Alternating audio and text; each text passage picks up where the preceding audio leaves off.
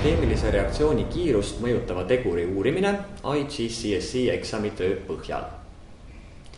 Looduses toimuvate nähtuste märkamine annab noorele hoogu ja indu asuda juurdlema nende nähtuste tagapõhja üle. See tähendab, see suunab nad rajale selgitada välja loodusseadused, need reeglid, mille järgi toimib loodus. Ja loodusteadlastena on meil väga hõlbus looduse käest järele küsida. Kuidas toimid? Mis printsiipide, mis põhimõtete, mis seaduspärasuste alusel sa toimid? Ja viis selleks on viia läbi eksperimentaalne töö. Põhikooli ja gümnaasiumiõpingutes on kõikides loodusteadustes kesksel kohal loodusteadusliku uurimismeetodi tundmaõppimine ja selle rakendamine. See tähendab, et õpilased sõnastavad uurimisküsimusi ja hüpoteese, vastuste otsimiseks viivad läbi vaatlust, planeerivad katseid, nad koguvad andmed, tulemused, nende üle arutatakse, neid tõlgendatakse ja lõppkokkuvõttes on võimalik jõuda tõenduspõhiste üldistavate järeldusteni. On äärmiselt oluline, et uurimusliku sisuga praktilisi töid saavad kõik õpilased iseseisvalt läbi teha.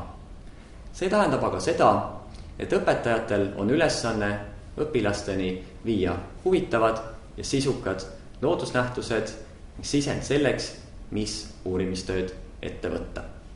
Ma usun, et on mõistlik ammutada ka inspiratsiooni sellest kogemusest, mida on teiste riikide õppekavades ja eksamitöödes.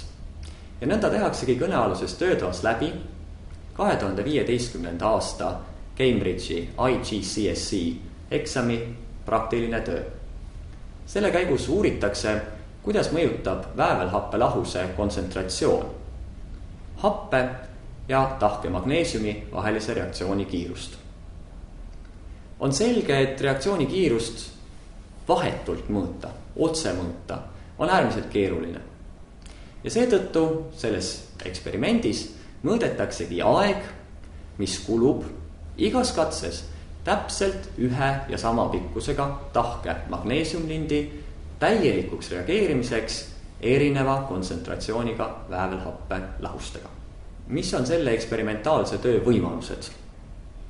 Esiteks suunab see õpilast vaatlema, süvenema kulgeva reaktsiooniga kaasnevatesse nähtustesse, esitama küsimust, mis on selle reaktsiooni tunnused. Selle reaktsiooni käigus eraldub gaas, mis tähendab seda, et õpilane märkab kihisemist. See reaktsioon on oma olemuselt eksotermiline, mis tähendab seda, et reaktsioonisegu temperatuur tõuseb katse käigus. Ning kindlasti on võimalik täheldada ka seda, et magneesiumlind justkui lahustub kulgeva reaktsiooni käigus.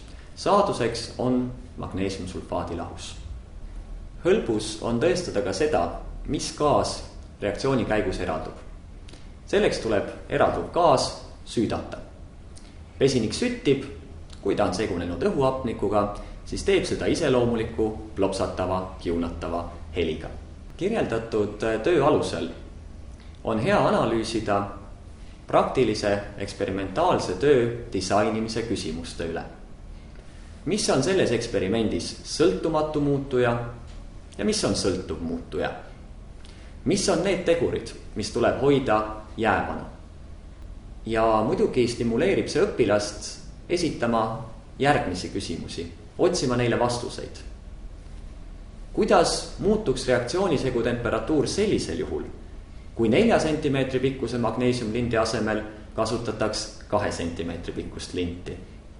Või otsima alternatiivseid viise, kuidas viia läbi keemilise reaktsiooni kiirust uurivat katset, kasutades täpselt sedasama reaktsiooni väävelhappe lahuse ja tahke magneesiumlinti vahel.